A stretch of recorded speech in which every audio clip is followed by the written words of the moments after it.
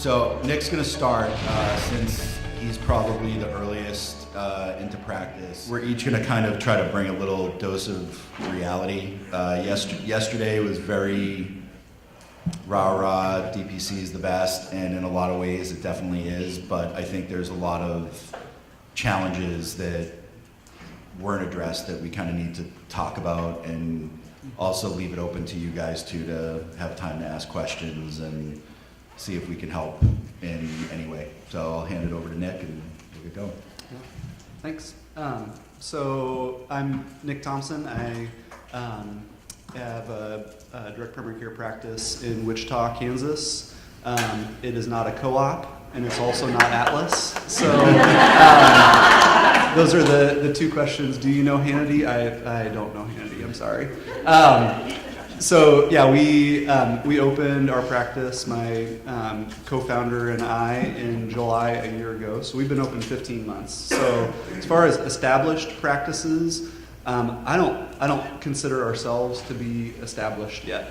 I think I'm kind of in a plateau phase right now, but not in an established place. So if that's you in here, or if that's something that you're interested in, come and grab me.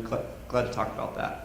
I took a little bit of unusual route into direct primary care, I think. So I did residency in Wichita, did an international fellowship, and was overseas for 5 months. Had no patient base that I was coming back with. Was planning on working for a federally qualified health center to be able to address some of the underserved population needs in our community that we were hoping to address. Had 8 doctors, myself included, that we were bringing to an FQHC, and you'd think, so 8 physicians that are going to do OB, going to do inpatient medicine, we do endoscopy, we see patients in the clinic, we're living in the area where we're trying to take care of these patients, and the FQHC couldn't figure it out. Like, this is crazy. Like, they couldn't get it done. 8 of some of the best trained physicians in our area, they couldn't get it done. So I told them I wasn't starting. They told us we weren't going to be able to do OB, we weren't going to be able to do inpatient medicine. They were going to part us out and have us see Medicaid kids. Wasn't going to work. So I went back to the drawing table, was a chief medical officer for a small town that's about 2 hours away on a part-time basis, and started teaching at the local residency while I was trying to figure out what direct primary care, what our practice was going to look like. Some unique things about us, besides that we're in the town where Atlas is, we are in a really underserved part of town. So our clinic is in one of the lowest socioeconomic regions of our city. And that was a population that we really wanted to meet their needs. Interestingly, we still have a whole pile of businesses that come to us. We still have high earners that come to us, but it was really important that we address that need. The other unique things about us, we still do OB, and we still do inpatient care. And that was something that was really important to us. And there's not many that are doing that. So I see Jack Forbush in the back, and Vance Lassie. It is possible. It's not easy, but that's one of the challenges that we might talk about a little bit more here, because I think it's an important piece of the practice. So we opened July a little over a year ago, so 15 months in. We currently have 630 patients, started with no patient base to begin with. My partner joined me in August, so he graduated residency. We opened the practice together as co-owners. He began seeing patients about a year in, and he's already up to 150 patients or so. So we've seen pretty dramatic success as far as patient numbers go. Some things that I think, so we were trying to talk about a little bit what are some of our best growth strategies, Are there things that we do from a practice management standpoint that end up being super helpful for us? And what are some of our challenges? So for me, some of the growth strategies, you guys know this if you're in practice, your best growth strategy is yourself. If you can sell this thing to patients and then actually deliver what you sold, man, people love it. Like it is not a hard sell. And the bar is set so low around us that if you're average, people are like, what? Where did you come from? Like, please, like, how can I get more of this? And if you exceed that and become excellent in your delivery of care, man, excellence, people recognize it. Even when they don't know what they're looking for and then they get excellent, man, they tell all their friends. So growth strategy wise, we had no growth strategy. We made a few Facebook posts, and we took really good care of people, and we really love them. We do comprehensive medicine, so I think that was something that patients really recognized, and our price was right. So that was our biggest growth strategy.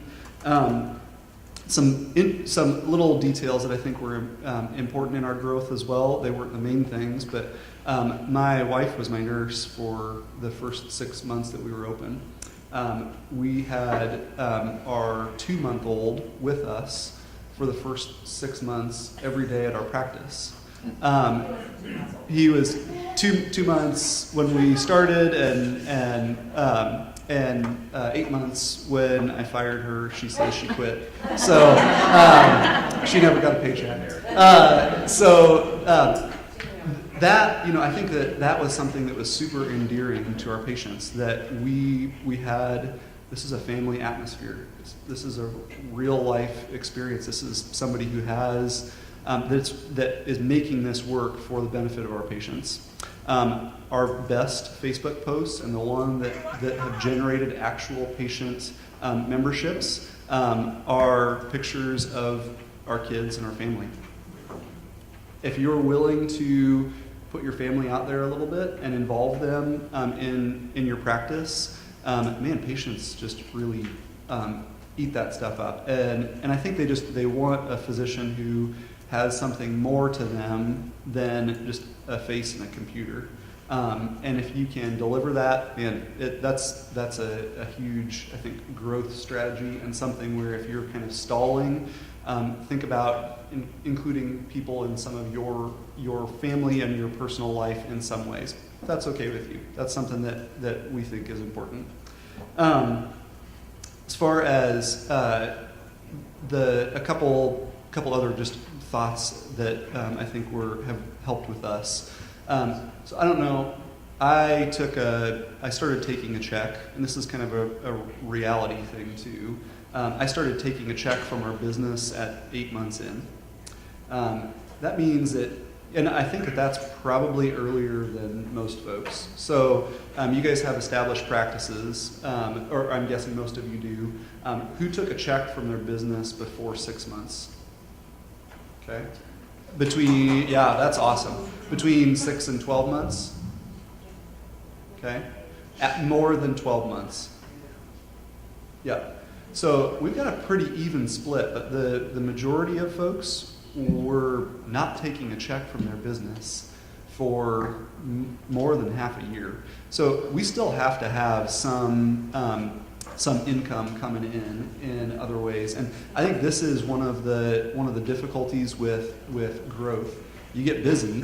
How are you going to end up before your business ends up being financially viable to give you a full income? How do you mix that with some moonlighting?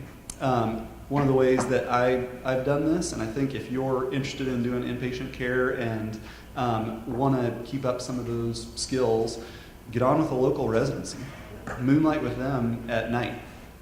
So I work 3 nights out of the month for the local residency, teach the residents, they do all the paperwork, which is awesome. I get to infuse some direct primary care into their lives and practice management, those kind of things, and it ends up being really helpful. So as far as as difficulties go, I think we'll probably get into that here in a minute. So I'll pass it off to Jeff.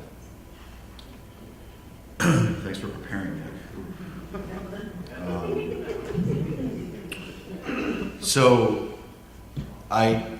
It took me about 2.5 years probably to get where he is, and that's probably because I'm in Massachusetts, or it could just be me. But I think that, I worked as an employed physician for 9 years for Partners, which, if anybody is not from New England, knows that those are the Harvard teaching hospitals. It's the biggest employer in Massachusetts, and probably one of the biggest healthcare systems in the country. And I got to the point where I kind of knew from day one that what I was doing really didn't stick with the oath that I took to actually practice medicine, and it just wore on me. And I think by the time I'm 40, maybe 42, I think I was 38, and I just had one patient encounter where I just went home and was so pissed off at this little old lady, and for bringing in her 8 questions of minutia in a 15-minute visit, that she took, I think, a baby aspirin and a vitamin. And I was like, how the hell am I going to code this? Because she thinks she's here for a physical, but Medicare doesn't pay for physicals, blah, blah, blah, blah, blah. And I was like, what the hell am I doing? Seriously, what did I sign up for here? And that's when I actually was trying to figure out Twitter that night, and I'm not that good with technology. And the co-op in Wichita that I wasn't following, someone that I did follow retweeted a tweet from Atlas, and it was something that I think even Josh mentioned yesterday about migraine medicine costing $200 and something in their local ER and $9.50, hashtag DPC. So of course I hit reply and was like, what the hell is DPC and why do I not know about this? And basically it was, as a Jewish kid, I was like, oh, I think I found Moses or something. So I was like, I've found my Messiah, and it said frickin' Wichita.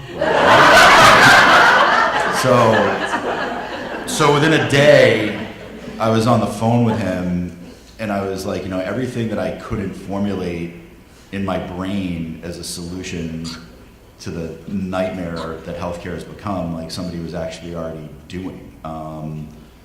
So it took about 2 years, but I actually ended up flying out to Wichita, spent a day or two with them, and I'll never forget the thing that I loved about it is it's a beautiful office. They take care of the Koch brothers, these multi-billionaires. But then the first patient of the day walks in and is just covered with tattoos, and I was like, what? What is going on? And because in Massachusetts, all we had at that point was concierge medicine, so everybody has that negative connotation of it's for all the executives, blah blah blah. So I was like, what is going on? And Josh was like, Kansas wasn't a Medicaid expansion state, and there's a lot of people who are looking at DPC, and Kansas is the savior. And this guy owned his own bike shop, doing motorbike repairs, and was paying $50 a month for unlimited high quality primary care. And I think that's what really just sold me. So like a moron, I decided to put a presentation to bring to my old employer, thinking that there was a possibility that I would be able to maybe do a pilot with Partners or something, because I really didn't want to take the financial risk with 2 kids at home of having to go do this on my own. So I figured, hey, I had a panel of 2,500 patients. Let's see if they can give me my medical assistant, let me operate under this model. Partners is a huge self-employed corporation. Maybe they could give me 400 or 500 of their most complicated patients to because of course you have to show data, right, that we work, just like they did with the ACA and ACOs, but never mind. So I think that I was trying to do something that I just knew probably deep down wasn't going to work, and I knew that I was probably going to have to do this on my own, and I ended up doing it. And my story is a little different because one of my patients comes down to Naples, Florida for the winter, and uses a real concierge, $4 grand a year down here, and he sees me when I'm when he's up in Marblehead in Mass, and he looked at me one day and he's like, "You look miserable." I'm like, "I am miserable." And he said, "Well, what's going on?" And he was like, "Why don't you do concierge? Why don't you?" And I'm like, I don't begrudge anybody doing concierge, but there was something more about the DPC model, and I think the fact that it really can be accessible to so many more people that was appealing to me.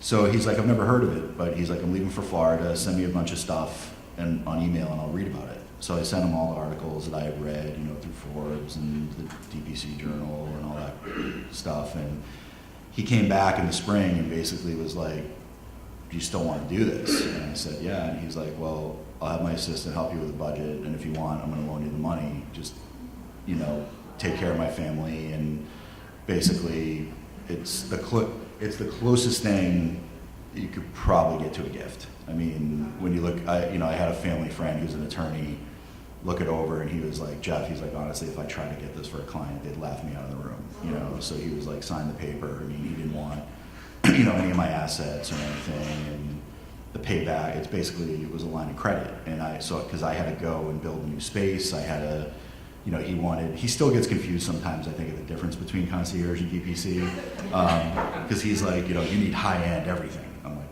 "Okay, I'm like, it's your money, so." So, I mean, I'm probably going to be in debt for quite a long time, but to me, I look at it like a mortgage, like it's good debt. I'm doing something that, I think the irony of the whole thing is they always hang our oath, over our head, when you hear the comments of, "Well, what about the poor?" Like you're worsening the primary care shortage. I'm like, no, your shitty system is what's worsening the primary care shortage and not giving the poor the type of care that they really need. That is costing, that 20% of patients that cost all the taxpayers in this country 80% of the healthcare spend. So I'm like, no, we can do this if you work with us instead of against us. So they hold this oath over our head, but meanwhile, I'm like, what is coding and billing and all the crap you're making us do have anything to do with the oath I took? Like, it has nothing to do with it. So, I just decided like enough was enough, and I'm going to do this. But I think that the stuff that I would say is successful is really, to echo what Nick said, is I think you just keep it simple and do everything that the system is not doing. Just do the opposite. Like, seriously. I mean, it's.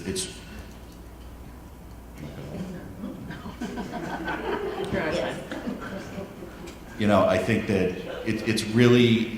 it's hard, but it's actually simple. You just really do everything you can to compete against something that just isn't working. Now, it's different in Massachusetts, so when we talk about kind of the obstacles, I'll get back to why that's not so easy up there. But I think just take care of patients and do the right thing.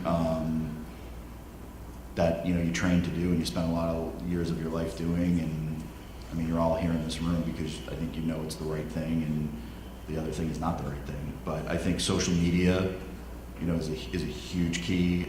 Luke, who's sitting in the first row here, does like an amazing job with social media. Posting case story, cases of how he saved people money, saved time for patients. I agree with Nick, about the family stuff. I think obviously you have to keep boundaries to some degree, but I think giving the feel that you're actually a true family practice really goes a long way with people. Like sometimes, like I'll even have my dog in the office. I Netflix for kids, so the kids come in and my kids can come in and watch TV. I mean, we try to make it as homey as possible instead of this sterile environment that people are so used to, like a Ford assembly line. So with that, those are the two big things I would say is social media and just be yourself.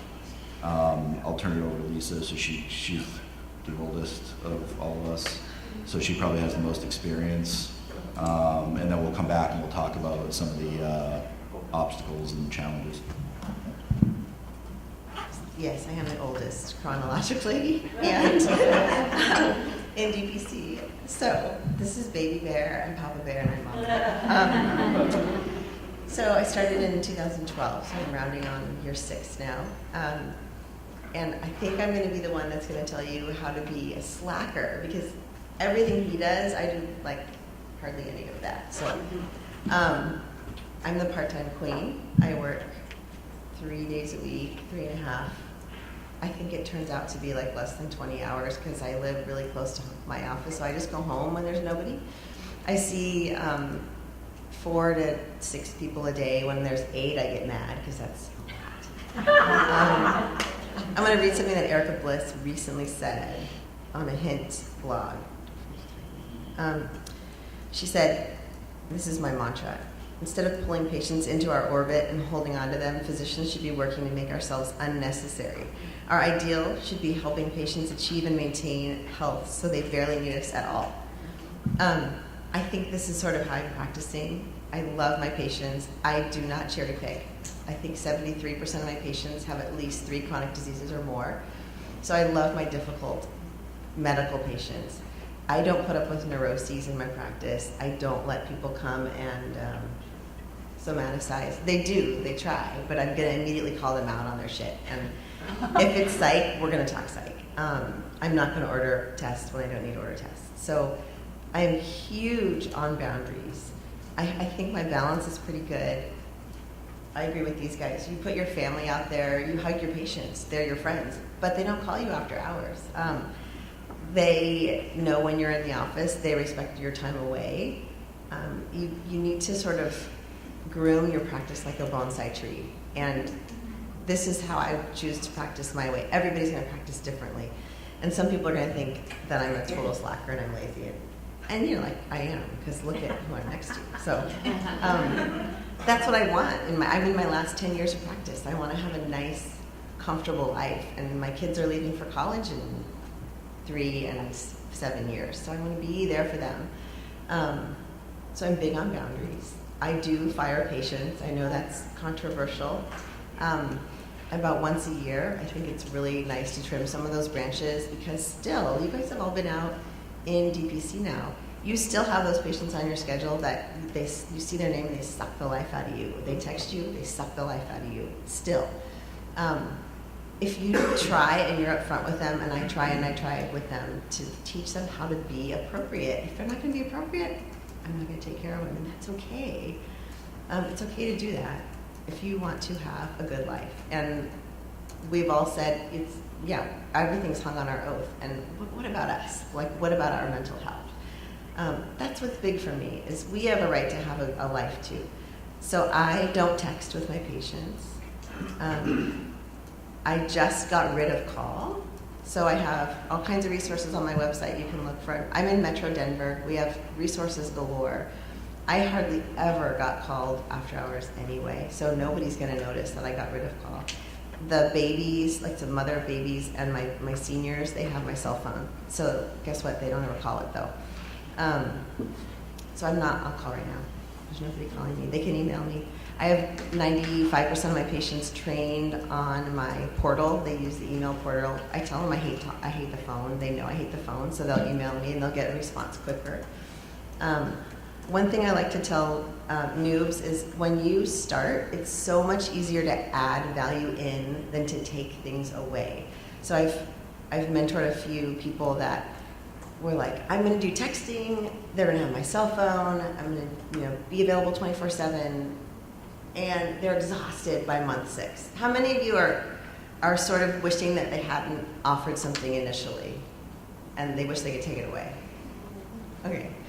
So don't overextend and don't overoffer. How great would it be if you're a year in and you're saying, you know what, I think my patients are great, I'm going to give them the texting option. They're going to be so excited, right? That's awesome. Here I just said I got rid of call, but that's a different story. So anyway, that's my hypocritical thing. But don't promise too much. And I know you're still in the growth phase and you want patients, but be careful with who you select. Come and have them do a meet and greet. You don't have to take everybody. I know you want to pay your bills, but you're going to be so much happier if you mold your practice to the patients that you want to take care of. I would rather have 100 COPD patients than 100 neurotic patients who have no diseases. So those are some of the things that I think make me successful. My patients don't need me. We don't have a codependent relationship. I don't allow that to happen. It doesn't need to happen. Physicians sometimes go into medicine because they love to feel needed, and that's not really why you're in practice. You're in practice to provide care, but there's a line between you and your patients. So it's so big for me is the boundaries thing, and I'm always happy to help people with that. I have about 600 and something patients now, and I have a physician's assistant who works part-time as well. And so people always say, well, she's taking away from your income. She's not she's taking income because she's working, but she's making my life a lot easier, and she's there to answer the phone and see patients when I'm not there, and that's another big value to me. So the other part of molding your practice is figure out what's important to you. What are your priorities? Do you want to be there 5 days a week?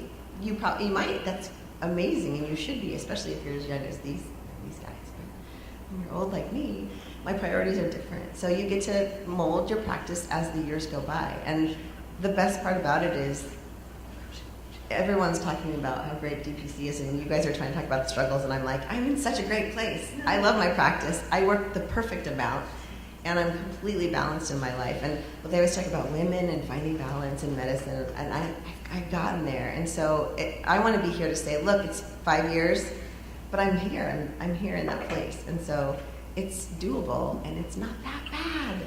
Maybe it's like childbirth where you don't remember how much pain you were in, but I don't remember being in a ton of pain. And the year I started, my husband was an architect, and it was in the recession, and he was unemployed for 18 months, so neither one of us took a salary, and we're okay, we're still here. So that's all I have to say. Questions? How long did it take you, Lisa, to get to a spot where your practice looked like what you hoped it looked like? Probably 2 weeks. 2 weeks. 2 weeks. 2 weeks. No, it was probably 2 years. 2 years. Yeah. Mm-hmm.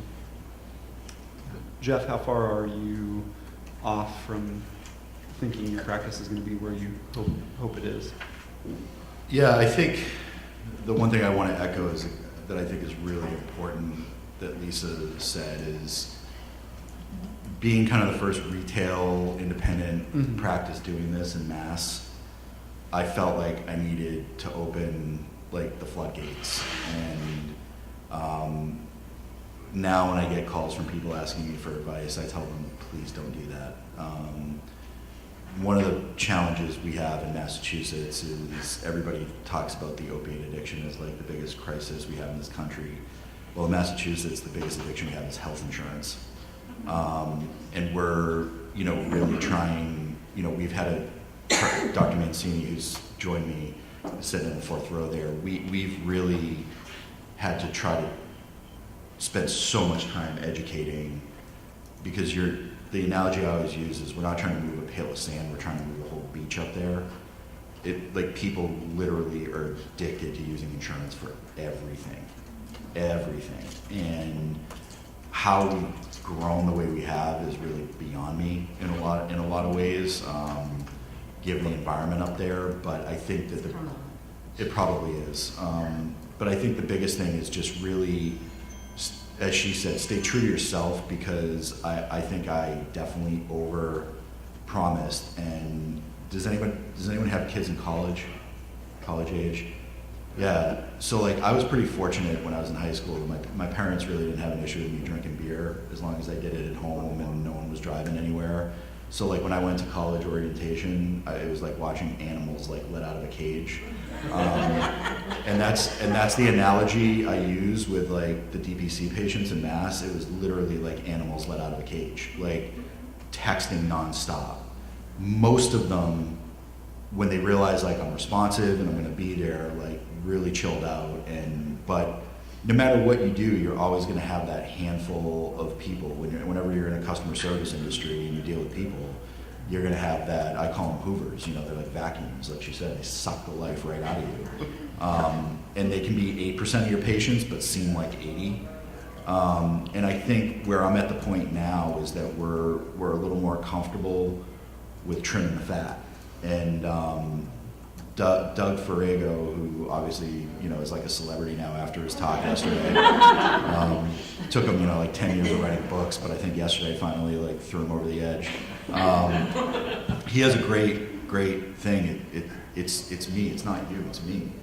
I'm not living up. You kind of get that passive aggressive, I'm not meeting your needs. This, I don't think this is the right practice for you, like clearly, and then you fall on the sword and say, you're better off. The insurance-based practice is a mile up the road.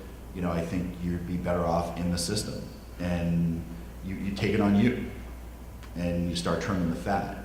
But my advice here is don't let the fat get fat. Keep from day one, really set your boundaries of what you're willing to do and what you're not willing to do, and make that very, very clear to people, because even the most intelligent people, it's like talking to 2-year-olds. Like, you have to set the boundaries, because a lot of them, you give them an inch, they'll take a mile.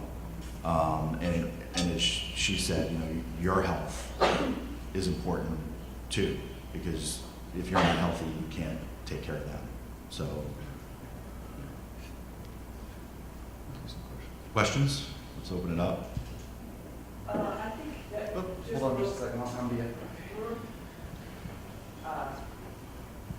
Just, I think real quick again, I think maybe Lisa could say, how do you go about, letting a patient go? How do you, I've been fortunate, I've set fairly good boundaries, but I'm now getting where I've got a couple people who, I'm thinking about maybe this isn't really a great relationship. And, and some of it's like you said, they're overutilizing. One lady is seeing me every 2 weeks, and, she really doesn't need to. And I've tried to push her out, but we're kind of like, well, if you don't think you need to see me. So, how does that, can you give us a picture of a conversation? Absolutely, yeah. So usually I try really hard to keep people, I don't just say, oh, I don't like your shirt today, so you're fired. I don't want to come off as being callous like that. I work with people a lot, and so if somebody like that were coming in every 2 weeks, I'd say, you come in a little bit more often than my other patients do, and is there something that you're anxious about? Is there something that we should talk about? Because I want to empower you to take care of your own health, and what are you afraid of? So I do a lot of that psych stuff. Some people don't have the insight, they don't have the light bulb turn on, and that's when I say I can't do it anymore. So obviously, in my state, we have to send a certified letter that discharges them formally. You can either send that generic one that says nothing, because you never have to tell a patient why you're letting them go. Or you can, I like we'll call it the Doug approach, is, look, I try to be a good doctor to everybody, but I feel like I'm not meeting your needs. And the meeting your needs phrase is great.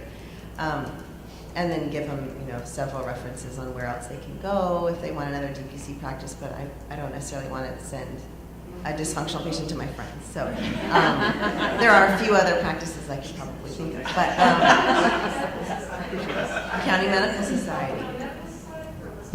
Absolutely. So I'm not going to send them to a colleague. Yeah, that works really well as the County Medical Society works. But send the letter. Don't do a call. I think it's not legal anyway. You can call them, but then you get into this weird dynamic, and you don't need to do it. And you also don't need to feel guilty. There's no guilt that needs to happen. It's their issues, and they need to take their issues and go somewhere else if you're not helping them anyway. So, hope that helps. I think we forget that they can leave us at the drop of a hat, and we have all this guilt about leaving them. Yeah, Amy's right. And I think you gotta have to put that in perspective. They can turn and say, hey, I'm done tomorrow, and we don't even ask a question, or maybe we might, but usually we're like, okay, cool. But I think we forget that we have every right to, that's a mutual relationship, not just one way. Exactly. Right? And don't take it personally, because I know in the beginning you're like, oh my God, I did all this stuff for this patient. I bent over backwards, and this bastard they just up and left me.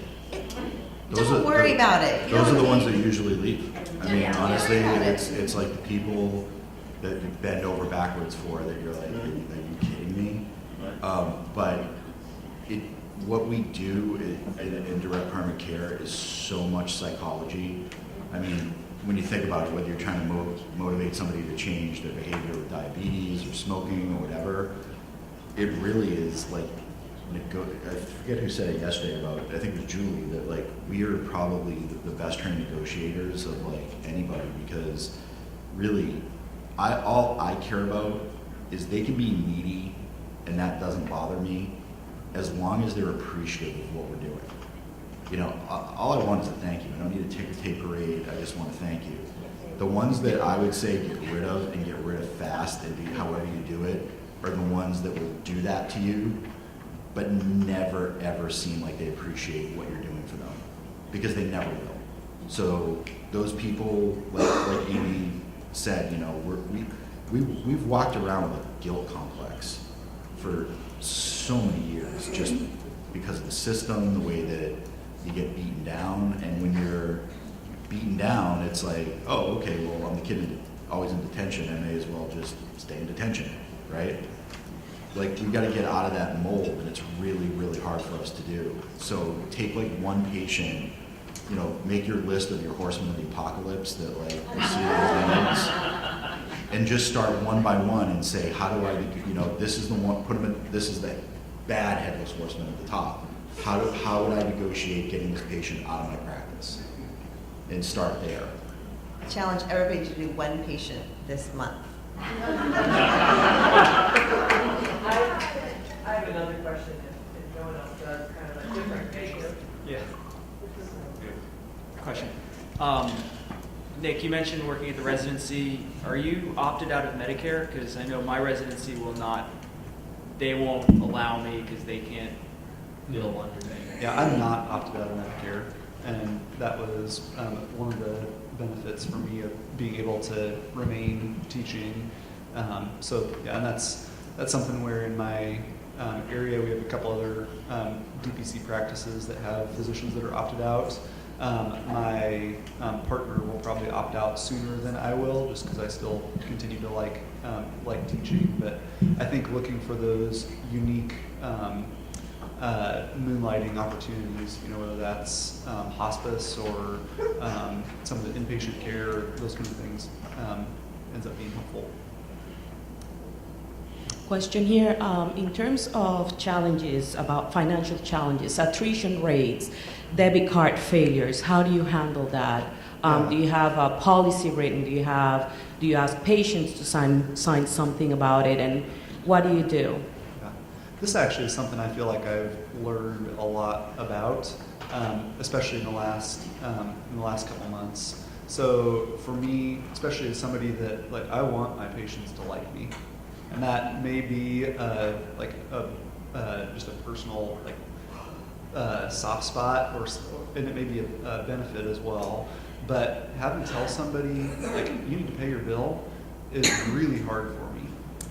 And so this is actually the area where it's probably the biggest challenge for me. The 5th of the month comes around, and I get that email from Atlas, and I scroll down to the bottom, and my heart just like sinks, because it's like, okay, here we go again, and it's let's try to recoup these charges, because this is where I'm going to make my money or lose my money. And it's the same people every time. And so this is really where, for me, like, I don't have people that want to leave my practice right now. Like, you either move away or else you don't pay. Like, those are the reasons that people are going to not be in my practice. And having so my partner, as he came in, he's much more black and white, and we put together a policy where we have a plan that we implement regardless of who you are. So at 30 days, if your bill is unpaid, we send you a notice. At 60 days, we start the termination process, and at 90 days, you're terminated. And if we as a physician would like to extend a benefit to them because of an extenuating circumstance, then that comes out of our paycheck.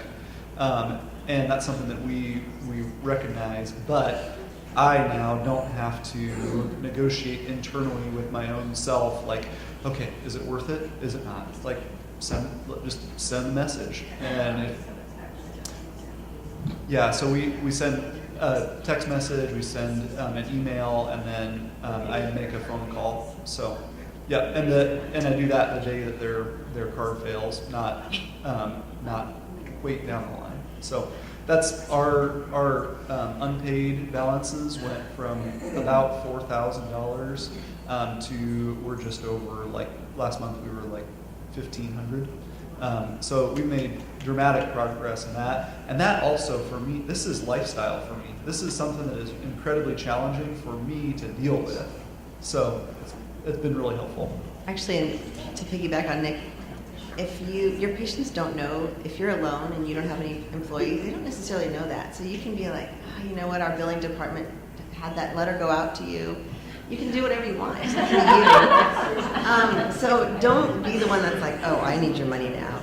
The other thing, 5% of my patients are on scholarship, so they get free care. So that's how I can take care of Medicare patients, Medicaid patients, since we can't take care of collect money from Medicaid patients in Colorado. So I do scholarship too on some of them that really I know that need help. So try and do that someday too. Quickie, Lisa, do you have the attrition rate per regions? Do we have that data already established among established DPCs? Yeah, you know, Catherine Restrepo has been doing a ton of articles. Does anybody know if she has the attrition data? I know Hint has some, the Hint clients have some data as well. Yeah, the Hint. Hint just came out with a really good summary. If anybody wants it, I can email it to you. It might be posted eventually on the DPC docs. And they have a packet of their tables. Thanks. It's not on the Hint website? Yeah, probably. Okay, no, it's not. But it's on the table Stop downstairs. at the table. So another different question, a different vein. So I've been in practice for about a year and a half, and listened to everybody. Kind of did the marketing strategies that everybody mentioned. Which was do all the chambers, do a couple of like BNIs, and that really for me, or try to go out and speak to groups. That did not work in my area. Facebook did, and Google certainly did for me. So I wanted to know if there were any other strategies that you guys employed. I mean, obviously, like you said, the best strategy is by far word of mouth and taking care of your patients the best you can. But just sort of any other ideas. Right. I live in a high density population community and we have a newspaper, like a neighborhood newspaper that everybody actually reads. And so I volunteered to write health articles for them in their paper once a month. I sponsored a kids, like elementary school team. I do free sports physicals at the high school. So getting just your face and name out there like that as a helper to the community helped. And it was free, that's all free. I think the key too is, which I've definitely been guilty of, is trying not to overextend yourself. Because then what happens is you start detracting from what you're really trying to do, which is take care of people. Yes, you have to be a salesperson and a marketer. I think for me, like the biggest lead is just getting somebody to come in and talk to us. Especially, you hear a lot about the employers and stuff. I mean, that is literally like a minimum 18-month sales cycle, minimum. I mean, it's hard enough to sell it to one person, never mind trying to sell to an employer who's got 50, 75 people that they have to worry about. So I think marketing to employers is a good thing, and if it's done simply, like try to, obviously healthcare is a hot topic with the costs and everything, that if maybe the chamber, is willing to do like a lunch or something that you could do. But I mean, we tried that. We had the 2 people show up, which is fun. Honestly, like in some ways it was better talking to a small group who was actually willing to be there to take time to listen than talk to a room full of 20 who were just like, whatever. But I think you can also add, like ancillary stuff. I don't really market it, but I'll do like medical cannabis certification. Some people I know do like some cosmetic stuff. You can do other other things to try to attract people in, but I always say, you know, try not to do it in a way that's compromising with the original mission, which is to provide good, affordable primary care. I think trying to identify people in your community that are people of influence, and sometimes those aren't like your high achievers. Sometimes that's the mom of the homeschool network, or the pastor of the church, or the person that runs the business that isn't going to sign up the business, but has all these people that still need health care. So I think that's one of the areas that we've, not necessarily on purpose, but have been really successful. We got a couple churches that had a pile of people that were in our area that liked the model that we were delivering and liked us kind of just personally matched with faith backgrounds. That meshed really well and was a big sell and something that really helped our membership grow. And that is a good fit for me too, personally. So I think thinking about like who are the people with spheres of influence that you don't have any market penetration in, and then go after that one and figure out, can I give them a free membership for a couple months, or can we, donate something to this group that then inserts me into that sphere of influence. Chad? Less of a question, more of a suggestion. I don't know if Josh is here. I was kind of looking around to see him because Nick, I'm right there with you. Every time I get that it just rips my heart out. Like, oh God, $2,000 unpaid. And I was thinking, because they send the Atlas at least specifically sends an initial letter out saying, hey, you failed. But it would seem very easy to automate essentially a collections process of a step where they get the first reminder. If that doesn't work, then they have a cajoling letter. And if that doesn't work, maybe kind of a little more threatening letter. And then finally, it dumps to an actual person who can assess going, hey, this is going to be like the next step is collections. Do you want to send this person or not? That would seem like that'd be incredibly easy to automate and would handle a lot of the human aspect. And I don't know if Josh is here or not. But yeah, I think that, and this is something, with our practice, we've even debated, now that my partner is seeing patients in our practice, we debated doing collections for each other. And that way, my business partner manages them, and I can worry about being their physician and taking care of their medical issues and not having to feel this compromised give and take. And then when the day comes where, okay, are we ready to dismiss this person, or are we going to write him off, or are we going to give them a 3-month, waiver, those kind of things? Then that's a one-time thing rather than a 3 times a month thing. When I come across their chart, and it's like it's red outstanding balance again. So I think some of those things, like, this is why you need every week business meeting. Even if you're by yourself, like, you have to have your own, you have to have your business meeting with yourself and say, like, okay, realistically, what are the things that are sucking my life, and what are the things that are going awesome?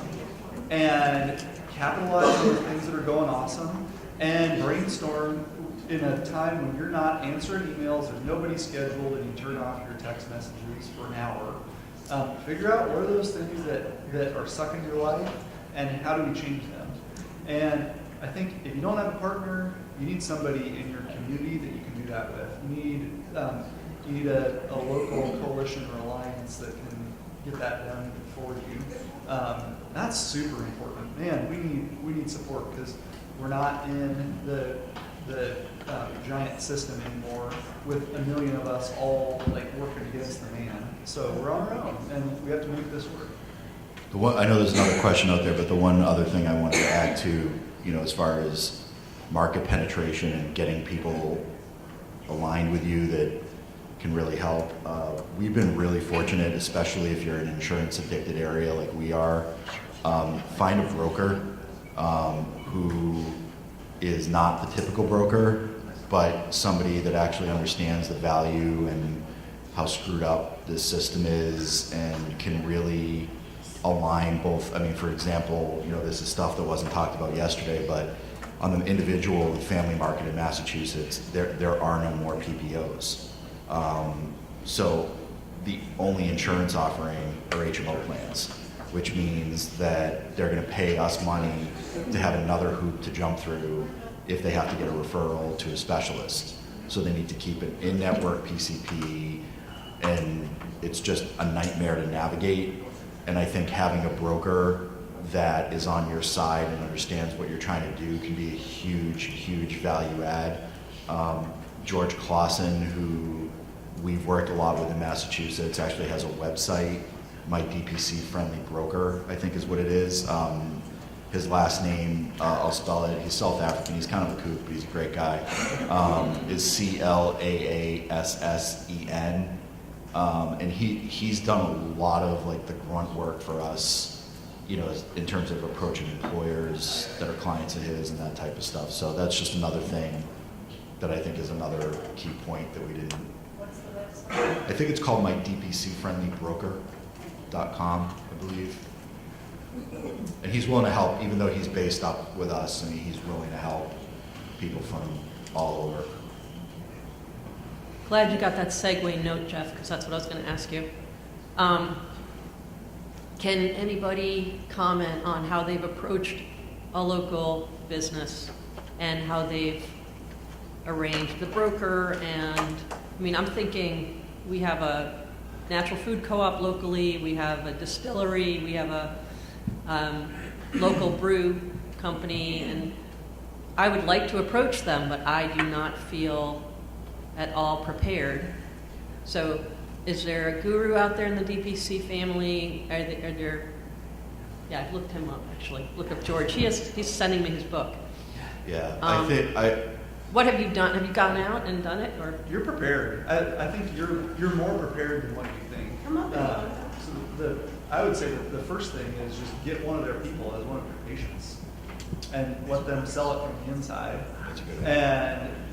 And then two, go talk to the owner, because they understand it even less than you do. And even if you don't understand that much, you know more about the healthcare system than any person who's just a random patient. So you can sell the care and then give them some options. So they can go and talk with your broker and say, what about doing this direct primary care thing? If they give you weird feedback, then just say, well, sign up your people for $50 a month after tax and give it a year. See what happens. Or give me your people that are uninsured or difficult to, that you're worried about attrition, where they may be leaving if they don't get some benefits. $50 a month. Hey, that's a pretty good benefit right there. So, is there a comment back? Hi. So, no, I'm not gonna stand up. I get nervous. So I want to hear about each of you share the biggest growing pain or the biggest obstacle you've had to address because of growth. And sort of the things floating around in my head are, we're not trained as business people. Most of us aren't. So there's a lot of the business side of things that's a struggle. And then also adding on other providers, I think, has been a common theme within the community of how do we add on another provider in a way that makes sense and fits with the model. So those are sort of the growth and how do you kind of expand your provider. So as far as growth, this is something where I think so for me, we grew pretty good. We grew 50 patients a month, every month for the first 14 months that we were open. And I think there's probably a lot of reasons for that. We're probably underpriced, and we've adjusted that pricing a little bit.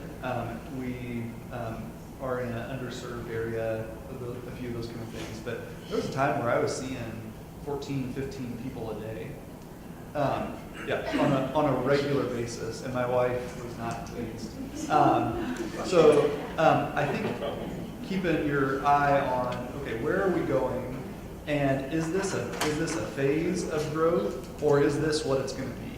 And I think there's a time when you may need to cap your panel and not take new people for a little while so you can figure out the business things or so you can get stuff under control. So when I knew my partner was coming on at the end of July, so I just plowed through it.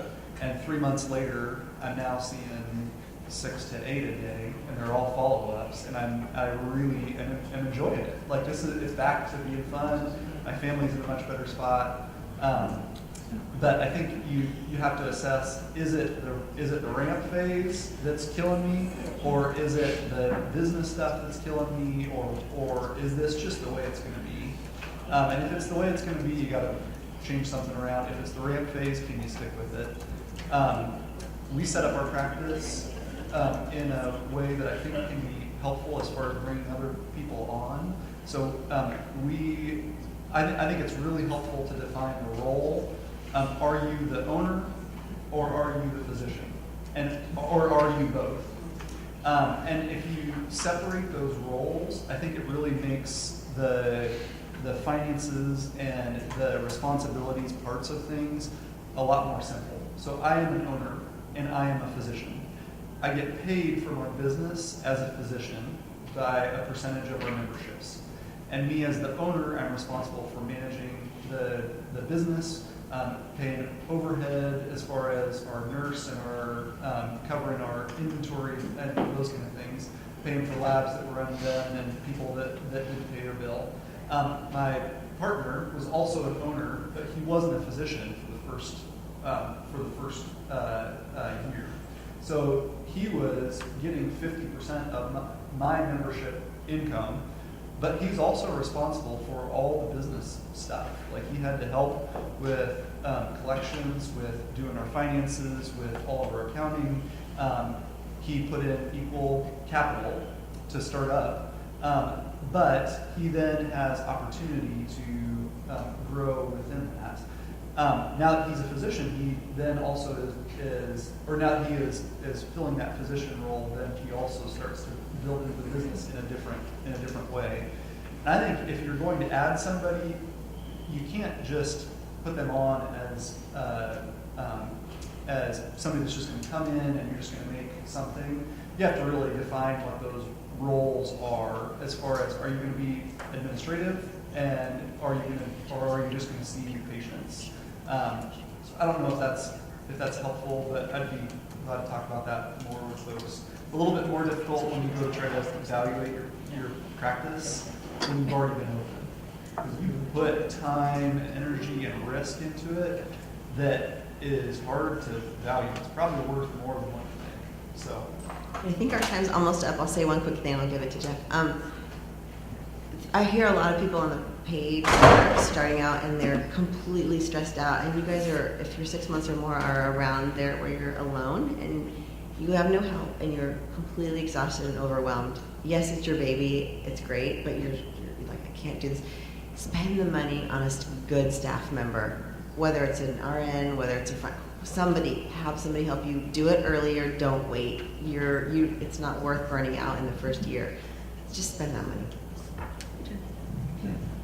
Yeah, just a quick comment, regarding a lot of the questions that were asked here. We're trying to set up different regional alliances to be resources that can help people with this. I know that the person that asked the next to last question is not here, but there are some people in the alliances, in the regional alliances, that have kind of been there, done that.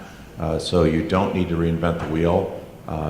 We all want to get together and help each other out. So use them as a resource, because a lot of the stuff that's going on in Kansas doesn't apply to New England or Maryland or Arizona.